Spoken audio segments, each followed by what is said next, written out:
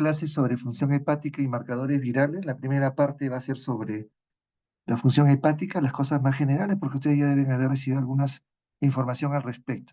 Y la segunda sí es un poco, es mucho más importante porque ahí está la parte clínica, la parte clínica del hígado, aquellas patologías que se pueden presentar, sobre todo las infecciosas y sobre todo dentro de las infecciosas las virales. La siguiente.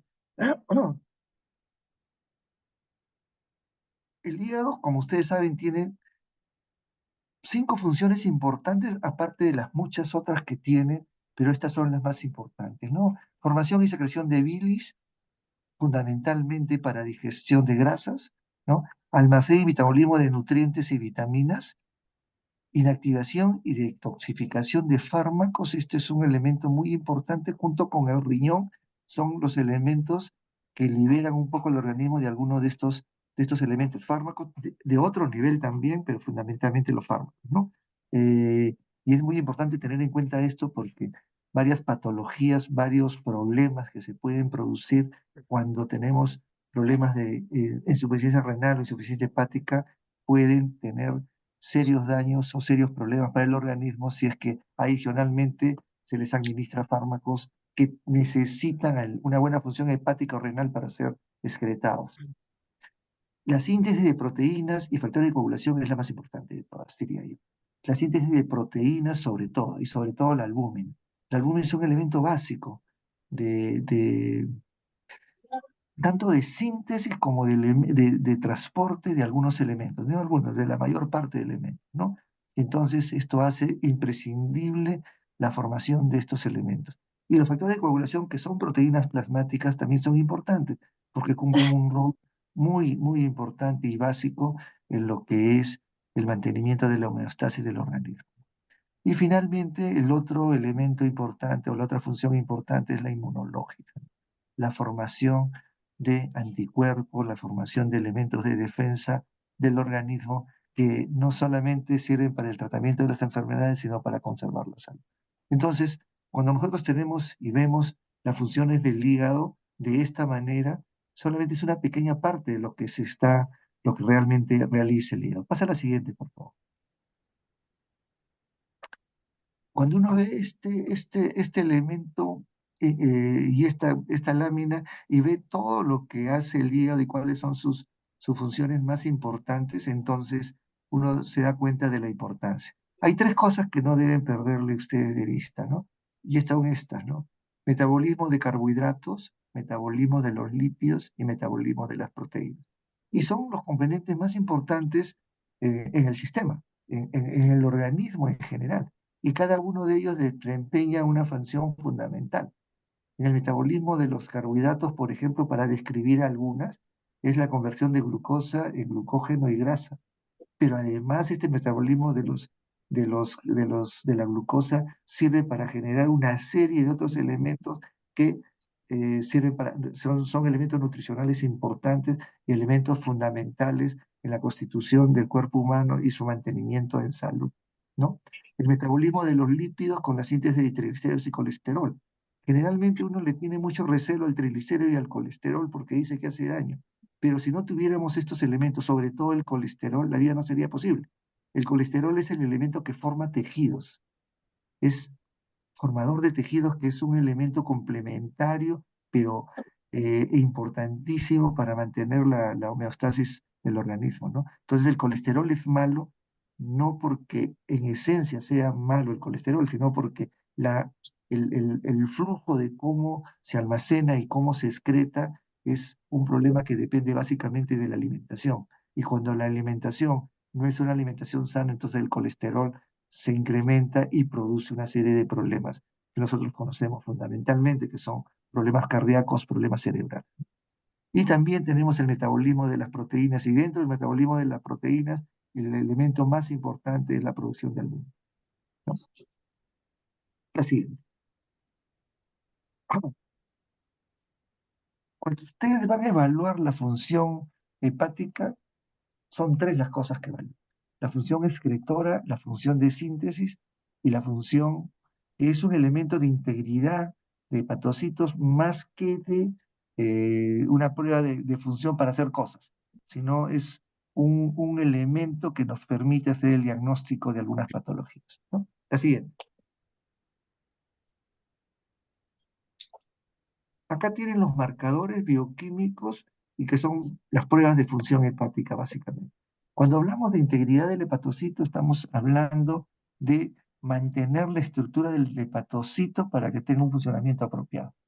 Y entonces, por ejemplo, la principal enfermedad que produce alteraciones de esta naturaleza es la hepatitis. La hepatitis es una enfermedad viral que ataca al hepatocito y lo destruye. Lo destruye y acaba con él. Entonces, cuando uno quiere medir la integridad del hepatocito, las pruebas de laboratorio que son importantes para que se produzca o para poder medir esta destrucción son las transaminasas, la aspartato aminotransferasa o la alanina aminotransferasa. Ambas se conocen, aminasas, la aspartato aminotransferasa, la alanino y la alanino aminotransferasa, que son conocidas como AST o GOT, o como ALT y GPT, pero son sumamente importantes, ¿ah? El- Son marcadores muy precisos de destrucción hepática, de cualquier naturaleza, pero más se presentan en las hepatitis virales, ¿no? Sitios de importancia: el hígado, el músculo cardíaco, el riñón, el cerebro, los eritrocitos, pero se ha ido descartando en el transcurso del tiempo con el conocimiento y la implementación de pruebas de laboratorio, que su principal función es en el hígado. Antes se utilizaba como un marcador de infarto de miocardio, pero ya no se utiliza más como eso. Y se sirve fundamentalmente para ver destrucción del hepatocito, ¿no? Su función como enzima es transferir los grupos amino. La función excretora se maneja de diferentes maneras. La más importante de todas, o la más conocida, es la bilirrubina, ¿no? La bilirrubina, ustedes saben, es un producto de degradación de la hemoglobina que es captada por los hepatocitos, pero es conducida al hígado por la albúmina, ¿no? Y se produce una serie de procesos bioquímicos en el hígado que hacen que finalmente esta hemoglobina sea convertida esta bilirrubina sea convertida de bilirrubina indirecta, que es soluble en lípidos, a bilirrubina directa, que es soluble en agua y que puede ser excretada a través de la orina, ¿no? Entonces, la bilirrubina es un elemento fundamental y se eleva en una serie de enfermedades obstructivas. Una de ellas, la hepatitis viral, de cualquier naturaleza, ¿ya? En los cálculos también, los procesos con cálculos se elevan. En los procesos neoplásicos también se eleva con bastante frecuencia. La fosfatasa alcalina tiene tres sitios de origen: el hueso, el intestino delgado y la placenta, ¿no? Y uno puede diferenciar claramente por qué se eleva la fosfatasa alcalina, cuál es la naturaleza, porque la mayor elevación de fosfatasa alcalina por un tema obstructivo es por la neoplasia. Hay que tener mucho cuidado con valores por encima de 15 miligramos de bilirrubina, porque generalmente estos valores expresan un proceso neoplásico más allá de un proceso obstructivo inflamatorio por infecciones o por un cálculo. Y otra cosa que hay que tener en cuenta y tenerlo muy claro es la fosfatasa alcalina que se produce en el hueso, porque muchas veces confundimos una bilirrubina elevada con alguna patología cuando solamente es producto del crecimiento. Entonces, cuando los adolescentes o los niños están en crecimiento, la fosfatasa alcalina ósea se eleva y produce un aumento en la cantidad de fosfatasa alcalina, pero que es absolutamente fisiológica, es producto del crecimiento y del desarrollo del hueso. Y la otra forma de elevarse la fosfatasa alcalina es en las mujeres embarazadas, porque hay una formación de fosfatasa alcalina a través de la placenta. Entonces, ojo, tienen que tener mucho cuidado para evitar esta confusión, ¿no? Y el otro elemento importante es la gamma-glutamiltransferasa, la GGT. Durante mucho tiempo esta era una enzima muy olvidada, no se le reconocía valor. Ahora tiene un valor muy, muy importante en las neoplasias. El primer elemento enzimático que se eleva en una neoplasia hepática canalicular o hepática, o inclusive de vesícula biliar, es la gamma glutamil transpeptidasa. Y esto nos lleva con bastante frecuencia al diagnóstico de alguna neoplasia, ¿no? Eh, Unido a la bilirrubina y a la fosfatasa alcalina, pueden llevarlos ustedes a diagnósticos rápidos de neoplasia. No del origen ni el tipo celular que es, pero sí de una neoplasia. No se olviden que las neoplasias del árbol biliar son eh, avanzan muy rápido, son muy agresivas, matan rápidamente al paciente, ¿no? Y la de síntesis expresada fundamentalmente por la albúmina, ¿no? La albúmina es una de las proteínas más importantes. Es una proteína pequeña, conserva los líquidos en el intracelular y en el intravascular. Es el principal elemento de conducción de fármacos, de bilirrubina o de elementos que necesitan ser excretados, ¿no? El, el- el proceso de cirrosis hepática marca un problema mayor en el momento que la bilirrubina baja. Cuando la bilirrubina se convierte en un valor menor que las globulinas, entonces el proceso de cirrosis hepática es grave y generalmente lleva a la muerte del paciente, ¿no? Y el otro elemento de síntesis que también sirve mucho es el tiempo de protrombina, ¿no? Es un factor de la coagulación y es dependiente de la vitamina K. La siguiente. La siguiente. Este es la bilirrubina. Le traje este cuadro porque es importante y ustedes tienen que saberlo bastante, o lo tienen que saber bien, porque esta es una de las cosas que con mayor frecuencia uno tiene que explicar en las discusiones que se producen alrededor de problemas gástricos, ¿no? Entonces, ¿de dónde procede? Procede del metabolismo de los glóbulos rojos. Ustedes saben que el tiempo promedio de vida de un glóbulo rojo es 120 días aproximadamente. Después de esto se produce, pero tiene un proceso de conversión muy importante, ¿no? Lo que se produce como fruto del metabolismo de los glóbulos rojos, de la destrucción de los glóbulos rojos, es bilirrubina no conjugada. Y la bilirrubina no conjugada, como lo decía anteriormente, es liposoluble, no es hidrosoluble, por lo tanto no puede ser conducida a donde debe ser conducida, que es hacia el hígado, porque es liposoluble. Entonces tiene que tener un mecanismo de conversión de, de no soluble a soluble. Y esto se produce primero cuando la bilirrubina se une a la albúmina y es conducida al hígado y en el hígado se produce un proceso de glucoronización. Dos moléculas de ácido glucurónico conjugan a la bilirrubina o se unen a la bilirrubina y lo que hacen es producir bilirrubina conjugada. ¿Cuál es la diferencia entre la no conjugada y la conjugada?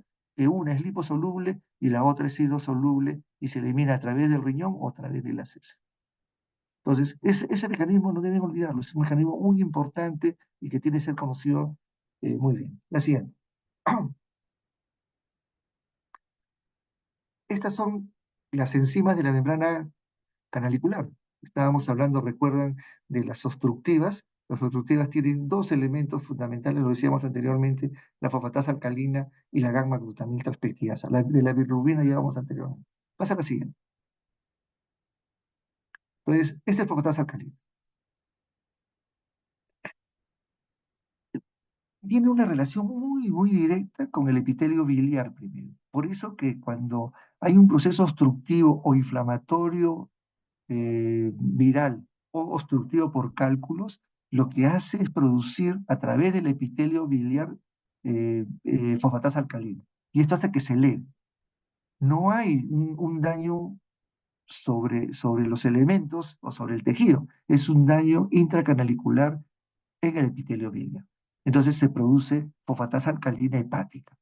Pero como decíamos también anteriormente, el osteocito, que es la célula madre del hueso, cuando se produce el crecimiento óseo, en el crecimiento del ser humano, se produce fosfatasa alcalina, pero en este caso, fosfatasa alcalina ósea.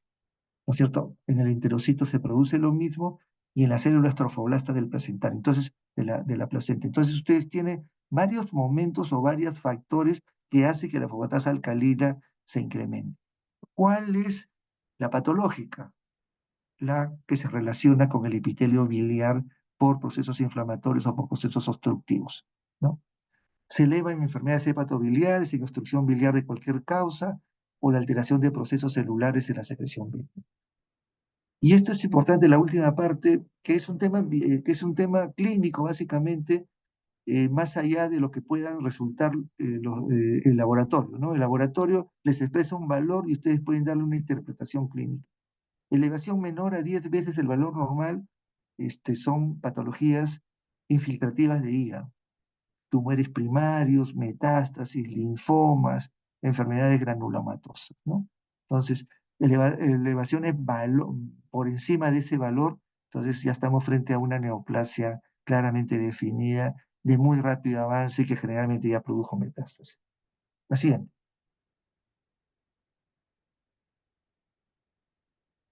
Y este es el otro gran elemento, que lo decía anteriormente, la gamma glutamina transpeptidasa. eh, Su función es degradación intracanalicular del glutatio, ¿no? Pero nos sirve básicamente porque es un indicador sensible e inespecífico de enfermedad hepatocelular, colestasis, y van paralelos al incremento de la fosfatasa alcalina, pero hasta determinado momento crecen igual, pero en algún momento la fosfatasa alcalina para, pero la gamma glutamil sigue creciendo. Entonces, cuando sigue creciendo, ya el problema, estamos a un problema de otra naturaleza. Se eleva también en la insuficiencia renal crónica, se eleva en el infarto de miocardio, se eleva en las enfermedades pancreáticas, la neoplasia. Su mayor utilidad es excluir el origen óseo de la elevación de la fosfatasa alcalina, pero yo diría que su mayor utilidad está como un indicador relativamente precoz y rápido de enfermedades neoplásicas del árbol biliar o del páncreas.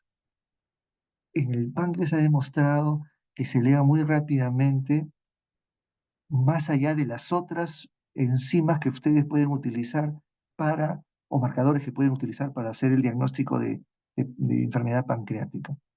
Pero siempre, cuando hay alguna enzima que se eleva o algún elemento, alguna proteína que se eleva por un problema neoplástico pancreático, siempre ya hay metástasis. Las neoplasias pancreáticas, antes de dar alguna sintomatología, ya dieron metástasis. Entonces, el progreso de esa enfermedad es rápida, la muerte del paciente ocurre en los 6 meses posteriores al diagnóstico, es muy dolorosa y tiene un tratamiento eh, quirúrgico solamente para solucionar la obstrucción de los canalículos. No se olviden que cuando en el páncreas hay un problema de obstrucción, sobre todo por neoplasia, aumenta rápidamente la cantidad de bilirrubina. Y la bilirrubina es tóxica a la piel. Entonces el paciente tiene dolor, pero también tiene escozor en todo el organismo, porque la, la, la bilirrubina va sobre la piel, va sobre la dermis, se pega a la dermis, se relaciona mucho con ella y produce un proceso inflamatorio de piel que produce una picazón muy intensa y el paciente a veces, eh, más que dolor, tiene ese problema que no lo deja descansar día y noche. Entonces, para estos casos se procede a hacer la parte quirúrgica, no para tratar el cáncer, sino para evitar que se acumule bilirrubina y tenga el paciente estas molestias. La siguiente. Y la síntesis proteica está fundamentalmente en proteínas plasmáticas, y ahí tiene el modelo albumina y tiene los factores de coagulación. La siguiente. Acá tiene la albúmina en una lámina que les expresa una forma de medir las proteínas y sus factores de coagulación, ¿no? Esto es por medio de electroforesis. La electroforesis es una metodología para medir la bilirrubina para medir, perdón, la albúmina o las proteínas en general, que las separa de acuerdo a su peso molecular y modelo eléctrico, anión o catión, ¿no es cierto? Pero el peso molecular es es el más importante. Entonces, el de menor peso molecular es la albúmina. Su función principal, presión oncótica, unión al calcio, la bilirrubina, las hormonas, a los fármacos.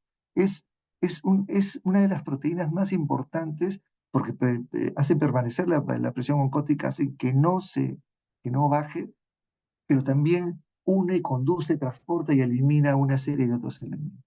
Pero ustedes tienen en el siguiente desarrollo, vamos a ver ahora un modelo del patrón electroforético a las alfa-1 globulinas, a la alfa-2 globulinas, a la beta-1 globulinas, a la beta-2 y a la gamma globulina. Y cada una de ellas tiene una función determinada e importante.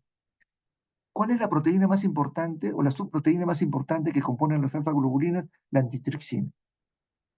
¿No es cierto? La antitripsina es súper importante. Las alfa-2 globulinas tienen a las actoglobinas, a la célula plasmina y a la protrombina. Las beta-1 globulinas al fibrinógeno y a las transferrinas. La beta-2 a las glicoproteínas y la otra que es sumamente importante es la gamma globulina. La gamma globulina tiene a las inmunoglobulinas, que son anticuerpos, que son de 5 categorías, como ustedes deben conocerlo, ¿no es cierto? Eh, Tienen inmunoglobulinas A, D, C, E, y cada una de ellas cumple una función muy importante en el organismo. También está el anticuerpo tipo M, ¿no? Entonces, las gamma globulinas, las hemoglobinas en la formación de anticuerpos, junto con la albúmina, son elementos muy importantes en el tema del estudio de las proteínas plasmáticas y nos sirve para hacer una serie de exámenes que nos permite hacer una serie de diagnósticos, ¿no? La siguiente. Ese es el patrón electroforético, ¿no es cierto? Acá lo que ustedes tienen es la albúmina, que es la más grande, y se separan de esta manera. Ustedes colocan un elemento eléctrico al inicio, colocan un buffer soluble y hacen con la electricidad que funciona, que le transmiten a este sistema, hacen que la proteína se separe en sus componentes.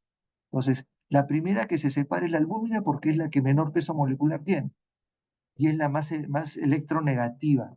Y la última o la que eh, menos se separa es la gamma globulina porque la gamma globulina es la más pesada de todas ellas. Entonces, cuando ustedes tienen la separación de los componentes de las proteínas, la más cercana al sitio donde han colocado el factor eléctrico es la gamma globulina. Y así van retrocediendo beta, alfa 2, alfa 1 y finalmente albúmina, que es una proteína muy pequeña de bajo peso molecular y es la que más se desplaza.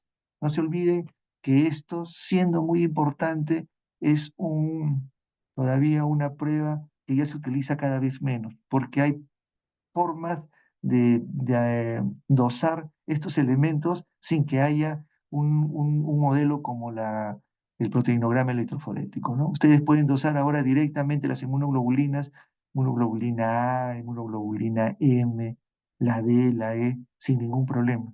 Y tienen un elemento no cualitativo, sino cuantitativo. Ustedes pueden saber cuánto de inmunoglobulina A tienen, cuánto de inmunoglobulina M tienen, y así por el estilo con cada uno de los elementos que lo componen, inclusive con la luz.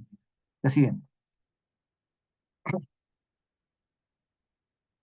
Y este es el tiempo de protrombina, ustedes lo conocen bastante bien, seguramente han hecho ya sus clases de hematología y de factores de coagulación, ¿no? El tiempo de protrombina es uno de los elementos más importantes dentro de lo que es la cascada de la coagulación, ¿no? Eh, este tiempo de protrombina depende de los factores 7, 9, 10 y del factor 5, ¿no? Hay que diferenciarlo del tiempo parcial de termoplastina. Sus componentes son otros, ¿no? La severidad y pronóstico de la enfermedad hepática se refleja en un tiempo de protrombina prolongado y en niveles bajos de factores de coagulación, de este factor de coagulación, ¿no? Pero no se olviden, este tipo de protrombina es uno de los elementos más importantes en el pronóstico de los pacientes. Las enfermedades hepáticas colestásicas, ahí hay que descartar la vitamina K. Hay otras diferencias que incluyen el CID, las deficiencias hereditarias y otros factores de coagulación como el 7. Pero el CID, en el tiempo de protrombina, en el CID es muy importante.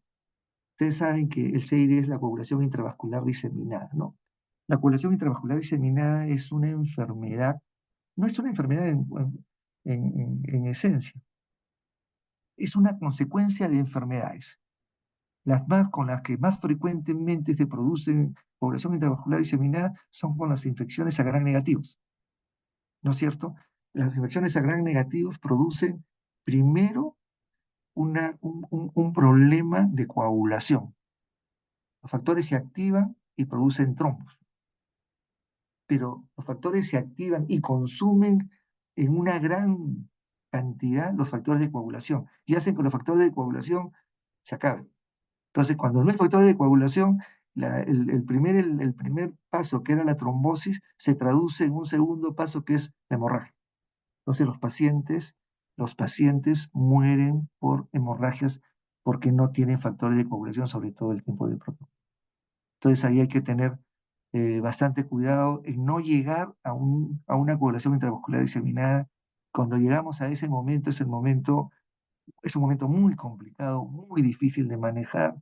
Generalmente el paciente responde muy pobremente a los tratamientos. Entonces, lo que hay que hacer acá es evitar que los pacientes lleguen al momento de coagulación intravascular diseminada porque se producen problemas que son difíciles de resolver. Así.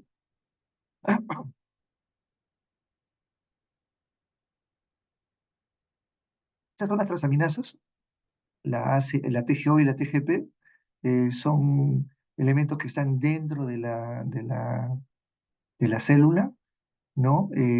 La diferencia entre ambos es muy relativa, pero hay una diferencia que es fundamental, sobre todo para explicar los problemas hepáticos, ¿no? Los problemas de hepatitis. Generalmente la elevación que uno tiene de transaminasas es mayor de la TGP que de la TGO. Entonces, la explicación a eso es muy importante, porque traduce un problema de mayor destrucción, pero no solamente más destrucción, sino una mayor intensidad en la destrucción. Cuando lo que ustedes tienen es TGP, alaninoamina transferasa, la TGP se encuentra en la célula, pero en el exterior de la célula, en el citoplasma de la célula. Entonces, se produce una mayor cantidad porque solamente el hecho de que haya inflamación de la célula ya hace que salga la TGP y por lo tanto se eleva rápidamente y en una cantidad muy alta. La TGO no, la TGE está dentro de los corpúsculos celulares. Entonces, para que un corpúsculo se destruya, un lisosoma, el núcleo, los nucleolos, hay que tener una destrucción muy intensa y muy dura. Entonces, por eso que se produce una menor cantidad de TGO. Cuando se produce una cantidad de TGO alta, que sobrepasa la TGP, entonces estamos hablando de una hepatitis muy agresiva, que no solamente está destruyendo la membrana celular, sino está destruyendo hasta el interior de la célula, los corpúsculos. Entonces, ahí hay que tener mucho cuidado, hay que tomar otras medidas, que es difícil siempre porque estamos hablando de enfermedades virales que no tienen un tratamiento conocido, antibiótico y que sea específico para ellos. Entonces, hay que evitar llegar a un momento como ese. La siguiente.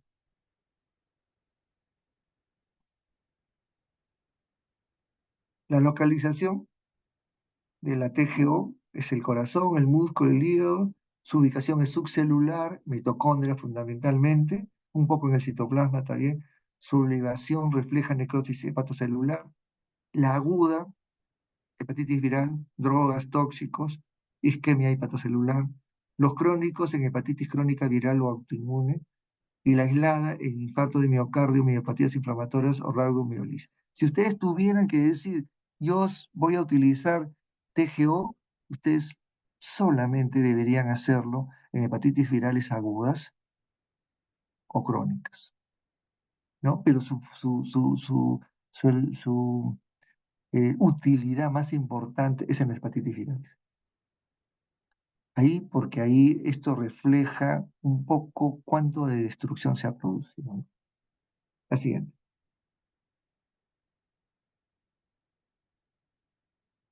Y esta es la TGP, es citosólica, como le dije anteriormente, tiene una mayor especificidad, Tiene significado clínico en fenómeno de necrosis celular aguda y en un menor grado cuando existe un proceso crónico. Se elevan las agudas, básicamente. Niveles moderadamente elevados sugieren procesos inflamatorios crónicos. La obstrucción bilar aguda cursa con una elevación discreta de ACT y declina en 24 a 48 horas. ¿No?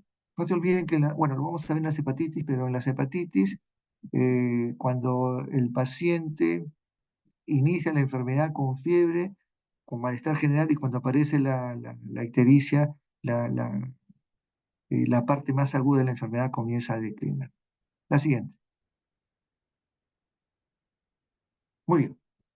Eso es un poco las funciones y aquellos exámenes que más se utilizan cuando se quiere uno mirar cuáles son las funciones del hígado, ¿no? Pero la otra parte de la actividad de hoy día es el tema de hepatitis viral. Nosotros somos un país que tiene muchos problemas de infecciones, ¿no? Muchos problemas. Y la hepatitis A, que está muy relacionada con las malas condiciones de higiene y de salubridad, no es la excepción. Tenemos un montón de hepatitis tipo A, pero también tenemos un montón de hepatitis B, que es una enfermedad de transmisión sexual. Y tenemos un montón de hepatitis C, que es una enfermedad de otra naturaleza en la cual las transfusiones de sangre son muy, muy relacionadas con ella. Y tenemos también problemas con hepatitis delta, la D. Porque para tener hepatitis D debemos tener un lecho previo de hepatitis B. Entonces, cuando más hepatitis B tengamos, más hepatitis D vamos a tener. Y la hepatitis D es fulminante, pues es una enfermedad que rápidamente te puede matar, ¿no? Estas son un poco de consideraciones generales, un poco de historia con respecto a estas enfermedades. Se han identificado 5 tipos se han identificado 5 de los 7 virus causantes de hepatitis. A, B, C, D y E. Hay J y G, pero nosotros vamos a ocuparnos un poco y un poco rápidamente de A, B, C, D, porque la E se parece mucho a la A.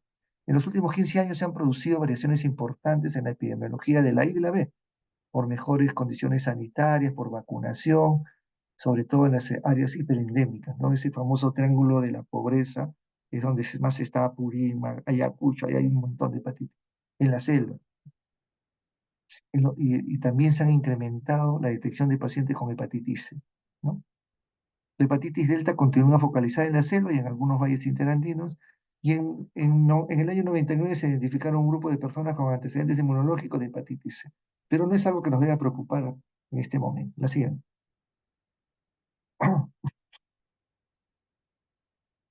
Muy bien, ahí está, en resumen, un poco de todo lo que son las hepatitis virales actualmente, ¿ya? Después vamos a ver un poco de esquema solamente para diagnóstico. La hepatitis A, una alta morbilidad como enfermedad a nivel mundial. Muy poca mortalidad. Se transmite por agua o alimentos contaminados. Entonces, esta es una enfermedad de malas condiciones de higiene, malas condiciones de salubridad. La mayor parte, 90 y tantos por ciento, más allá del 98%, se recupera rápidamente y es una enfermedad leve. Hay una vacuna contra hepatitis A. La hepatitis B, este sí es un problema, responsable del 2.7% de muertes a nivel mundial. Es una enfermedad de transmisión sexual. También es parenteral, usuario de drogas endovenosas, ¿no? Hay vacunas contra la hepatitis B, que hay que ponérselas, ¿no? Sobre todo nosotros que vamos a estar un poco condicionados por el tema de salud, hay que vacunarse rápidamente y hay que estar prevenidos con respecto a este tema, ¿no? Las usuarias de drogas endovenosas y las trabajadoras de salud, las transfusiones también guardan problemas, ¿no? En la hepatitis, el virus de la hepatitis C, el 57% produce cirrosis y es rápidamente progresivo, ¿no? Y esto produce complicaciones como cirrosis y cáncer de hígado, inclusive puede provocar la muerte, ¿no? Acá hay que tener cuidado con estas dos. Eh, un 5% de todos los pacientes con hepatitis B va a lo que se llama hepatitis crónica activa.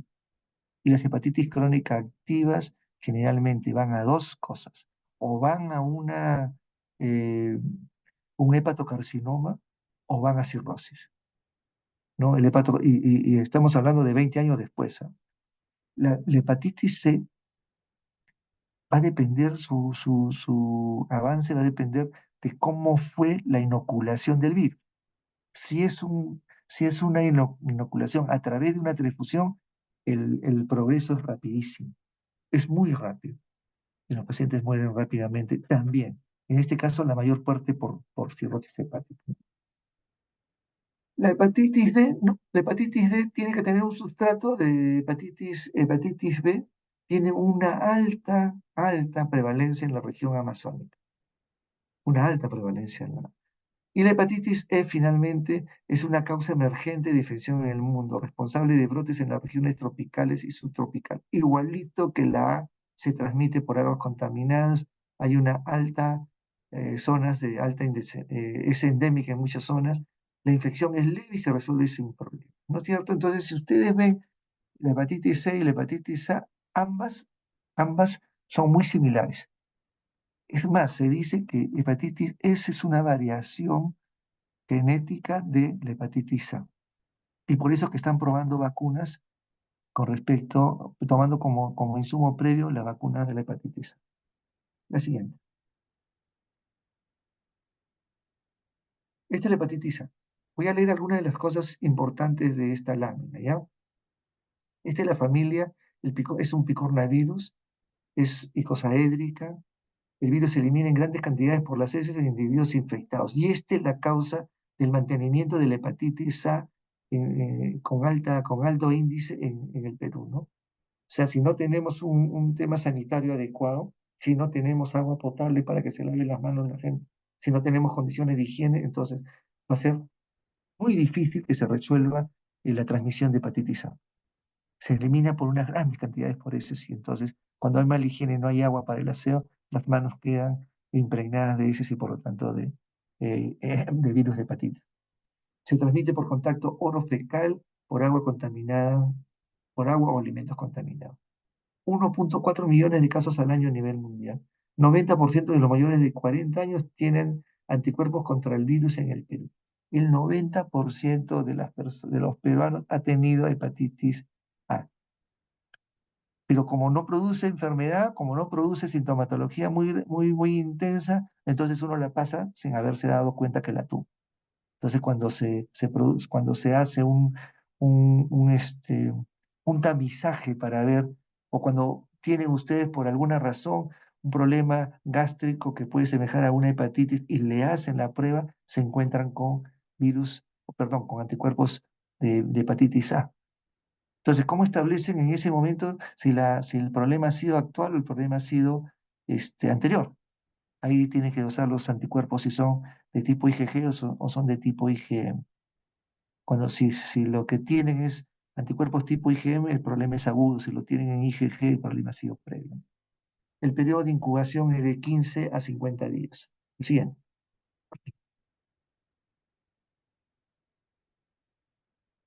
La siguiente, acá está. Y esto es un poco cómo se diagnostica y cómo es el avance de los anticuerpos y los antígenos en una hepatitis A, ¿no? Acá tienen ustedes el día de la infección, o sea, lo que hay son antígenos, lo que hay es virus de la hepatitis, ¿no? Por alguna razón, la falta de higiene hace que uno ingiera el virus de la hepatitis A y ese es el día 1. Va avanzando y aproximadamente a la cuarta semana comienza la sintomatología, ¿no? Si es que la tiene, o comienza la ictericia si es que la tiene. Entonces, esto dura entre 4 y 8 semanas, ¿no? Y ahí se van produciendo el incremento de una serie de anticuerpos, ¿no? Los de tipo IgG y los de tipo IgM. Los primeros que se elevan siempre son los de tipo IgG, y son los que rápidamente bajan, que expresan la etapa aguda, y luego se mantienen en el tiempo los anticuerpos IgG. Pero ahora, ¿cuál es el mejor elemento para hacer el diagnóstico? Es el antígeno. Cuando ustedes dosan antígeno contra virus de la hepatitis A, no contra el virus, sino el virus, la biología molecular de hepatitis A, lo que determina es al virus, la presencia del virus, que lo conocemos como antígeno, ¿no? Pero eso rápidamente baja. Entonces a veces uno no llega en el momento preciso como para identificar la presencia del virus. Pero ya se hace por biología molecular, es el que más rápidamente aparece y es el que nos confirma certeramente que estamos frente a un problema de hepatitis viral tipo A. Pero luego todo el resto de los elementos va avanzando en el tiempo, que son los anticuerpos. Ustedes tienen el, el, el, el, vi- el anticuerpo IgM, el anticuerpo IgG, que expresan la reacción contra el virus. El que primero se eleva siempre es el IgM, ¿no? Y luego el IgG se mantiene en el tiempo, se mantiene en el tiempo. Y puede estar presente muchos meses después de la infección. La siguiente.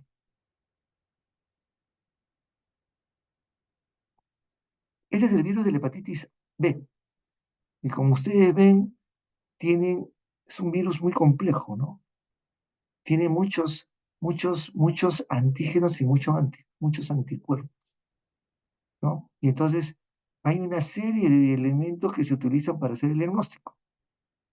Tienen el antígeno de superficie, tienen el antígeno E, tienen el antígeno central y tienen sus respectivos anticuerpos, el antígeno E, y cada uno de ellos les expresa algún, algún tema o algún elemento que permite hacer el diagnóstico. Pero ¿cuál es el más importante de todos? El antígeno de superficie. El antígeno de superficie porque el antígeno de superficie les expresa la curación de la enfermedad. Pasa a lo siguiente. Muy bien, esta es un poco la teoría de la hepatitis o del virus, ¿no? Es un gen C, que es el que codifica la proteína del core, ¿no? Es el antígeno, y la proteína precore que por proteólisis genera el antígeno E. O sea, son dos antígenos que tenemos al inicio, el G y el E. Cuando ustedes pueden dosar esto, y cuando dosan esto, lo que están dosando es parte del virus. No es el anticuerpo, es parte del virus. Entonces, esto hace casi el diagnóstico definitivo y se hace por biología molecular. El GEMP codifica para el ADN de la polimerasa viral, que es otro de los elementos importantes. No se dosa, pero se identifica por biología molecular. El gen S, que cuenta con tres señales de iniciación de la transcripción, ahí tienes tres regiones, el S1, el S2 y el S3, que codifica el antígeno de superficie. Esto es muy importante, como les digo. El antígeno de superficie es codificado y es definido por la transcripción de las regiones S1, S2 y S3. Acá me falta el 3, por favor, que codifica el antígeno de superficie. Y el gen X es el que codifica una proteína no estructural. Se está conociendo como el antígeno X, que es un potente transactivador de la transcripción, quizás implicado en la cronicidad de la enfermedad y en la elaboración de carcinoma hepatocelular. Ojo con este elemento, el último, el gen X, ¿no? El gen X todavía, esta presentación yo la hice hace un año y medio, o un par de años, y todavía y hasta ahora, he vuelto a revisar hace medio año, pero no, todavía no se ha encontrado si esto de acá que está expresado en esta parte es cierto o ya se identificó. Pero no había un elemento que permitiera definir cuál era la evolución del paciente. ¿No es cierto? Se dice todavía que el antígeno de superficie tiene un periodo de permanencia de 6 meses. Si a los 6 meses el antígeno de superficie no ha desaparecido, ese paciente está yendo hacia una hepatitis crónica activa. Y hacia una hepatitis crónica activa puede ir por dos rumbos. O hace una cirrosis o hace un hepatocarcinoma, ¿no? Pero la otra explicación era que no solamente era esto, sino que había un elemento mucho más importante y mucho más específico, que era este antígeno X. Y este antígeno X lo que hacía era reproducir de una manera permanente el virus y por lo tanto este virus permanentemente activado y permanentemente presente producía inflamación crónica que producía la destrucción de los hepatocitos llevando hacia la cirrosis o producía el cambio genético de las células produciendo cáncer, ¿no? La siguiente.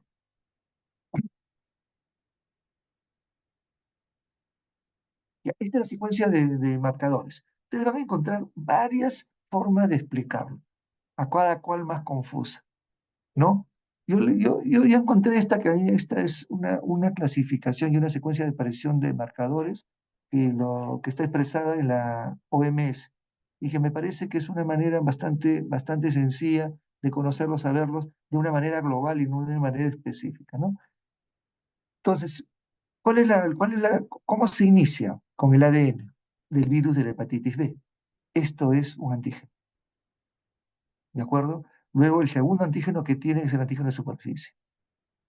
Y luego se van produciendo los anticuerpos, ¿no es cierto? Primero los anticuerpos contra el antígeno C, IgG e IgM, y luego el, el, el, el antígeno E se produce posteriormente, y luego se van produciendo el anticuerpo contra el E y el anticuerpo contra el antígeno de superficie. Estos son los primeros que aparecen. Pero el primero de todos es este, el ADN, el virus, ¿no es cierto? Es la medición del virus, de cuántas partículas virales existen. Esto les confirma a ustedes el diagnóstico de hepatitis. Un segundo elemento que les confirme claramente el diagnóstico es la aparición de los anticuerpos. Pero como van siendo muy posteriores, lo que se busca primero es el virus, ¿no? Los marcadores relacionados a replicación viral, es decir, a cómo va creciendo y cómo va aumentando y cómo el virus va sobreviviendo en el transcurso del tiempo. Ahí tienen el mismo marcador inicial. Si ustedes tienen en día 1 que hicieron la prueba antígeno presente y al quinceavo día tienen el antígeno presente, las cosas no van bien. Y si sigue permaneciendo en el tiempo, la cosa se pone peor.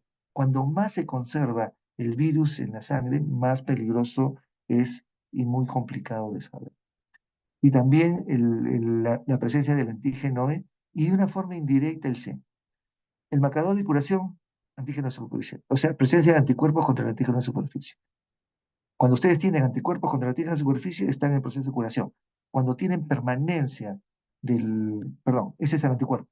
Cuando tienen anticuerpos contra el antígeno de superficie, curación. Cuando tienen antígeno de superficie permanente, más allá de 6 meses, mal pronóstico, cronicidad, cirrosis o hepatocarcinoma en 20 años. La siguiente.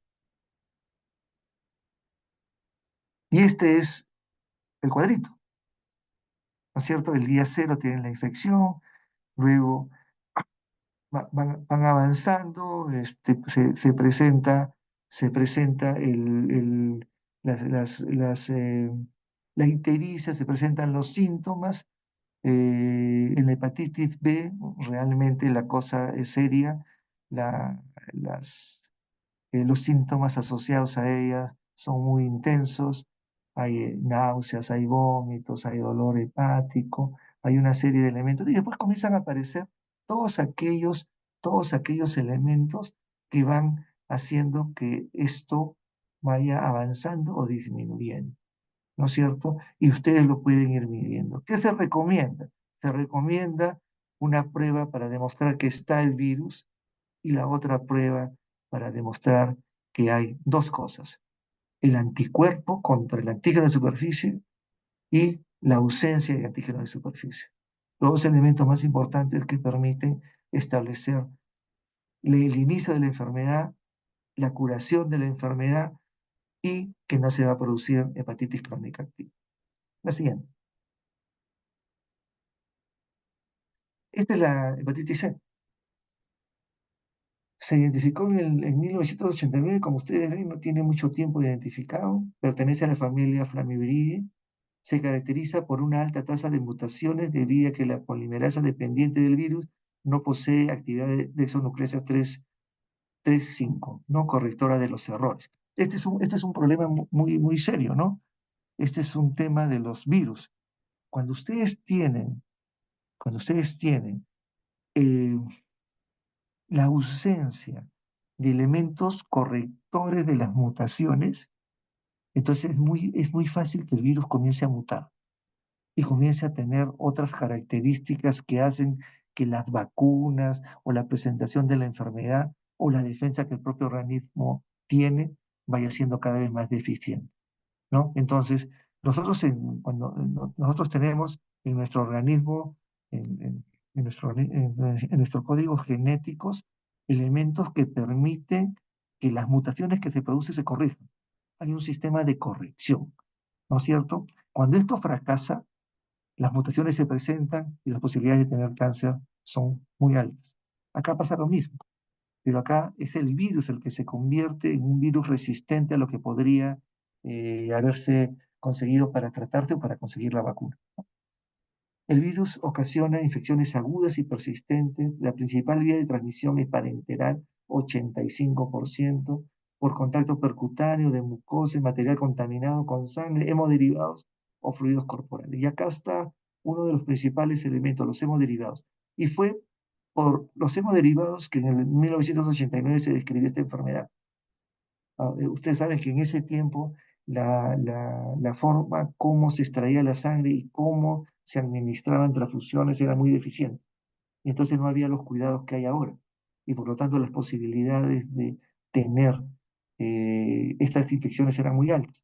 Y por otra parte, cuando ustedes tienen una bolsa de sangre o se extrae una bolsa de sangre, esta bolsa de sangre puede convertirse o puede administrarse a 4 o 5 pacientes. Y eso es lo que ocurrió en el año 89, cuando hubo una gran cantidad de infecciones virales por transfusiones. Y ahí fue que se descubrió el virus de la hepatitis. El virus ocasiona infecciones agudas y persistentes. La principal vía de transmisión es parenteral, contagio de esto. En los niños, el mecanismo más importante es la transmisión vertical de su madre a niño, 10%. La transmisión por vía sexual es poco probable, menos del 2% de los casos. La siguiente. El diagnóstico de hepatitis C se basa en la demostración de anticuerpos. O sea, todavía ya hay algunas pruebas que determinan la presencia del virus, o sea, dosaje de virus. Lo que pasa es que como se producen mutaciones muy frecuentes, las variantes de estas mutaciones ya no responden a las pruebas de laboratorio que habían para el virus. O sea, el virus va cambiando y las pruebas de laboratorio se convierten en ineficientes. Y lo mismo pasa con la vacuna. Las vacunas son muy complicadas de conseguir por las mutaciones que tienen, ¿no? Entonces, cuando uno tiene eso, la demostración es el anticuerpo. O sea, su principal forma de diagnóstico de hepatitis C es medir los anticuerpos. Y la detección es por vías moleculares, ¿no? La siguiente.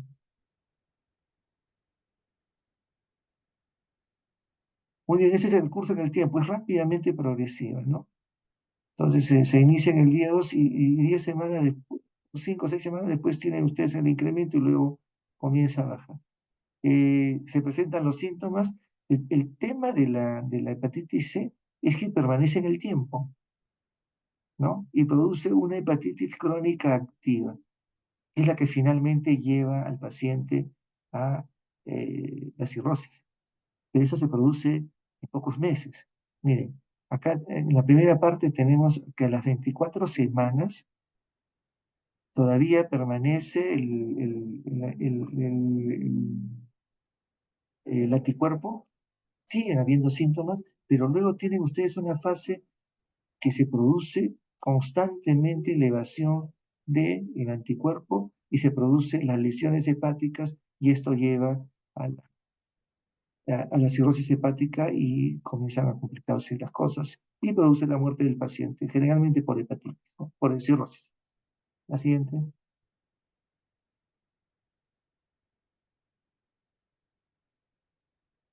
Este es el manejo, miren. Esto está agrandado al anterior, ¿no? Se va produciendo elevaciones que ocasionan hepatitis recidivante permanente, destrucción de células hepáticas permanentes, y esto produce la hepatitis crónica activa que hace que el paciente destruya el hígado y termine en cirrosis. Lo mismo pasa cuando la hepatitis B se hace crónica, ¿no? Es el mismo mecanismo. O sea, el paciente tiene permanentes episodios de hepatitis en el tiempo que hacen que se destruya la célula hepática, se regenera como fibrosis y produce hepatitis. Y si tiene problemas de origen genético, entonces comienzan los problemas de mutaciones y comienza a, a producirse la degeneración de la célula, conversión de la célula, mutación de la célula, y se producen los problemas de neoplasia. La siguiente. Y este es el virus de la hepatitis D, ¿no? La hepatitis D necesita al virus de la hepatitis D para producir infección. Es frecuente en niños y jóvenes. La transmisión es permucosa o percutánea. Se produce por la falta de higiene. Hay un tema de higiene acá también. La infección por hepatitis D debe sospecharse en usuarios de drogas y nunca en ausencia de virus de hepatitis C. Entonces, cuando ustedes diagnostican una hepatitis D, tiene que haber, tiene que haber una hepatitis B inmersa. El ARN de la hepatitis D es un marcador de replicación viral, permanece con infección aguda y crónica. La disminución del ARN del virus de la hepatitis D y el título de antígeno de superficie durante el tratamiento puede representar un indicador de éxito terapéutico. Pero el éxito terapéutico en estas enfermedades, en estos pacientes, no es curativo, es solamente disminuir los niveles de la sintomatología y los componentes de anticuerpos o de virus que presentes en el organismo. La siguiente, creo que es la última. Sí. La siguiente creo que es la última, Ernesto. No, doctor, de hecho esa es la última. Es la misma, Ujú. se ha repetido. Es el fin de la presentación. Sí. Ok, muy bien. ¿Alguna pregunta, chicos?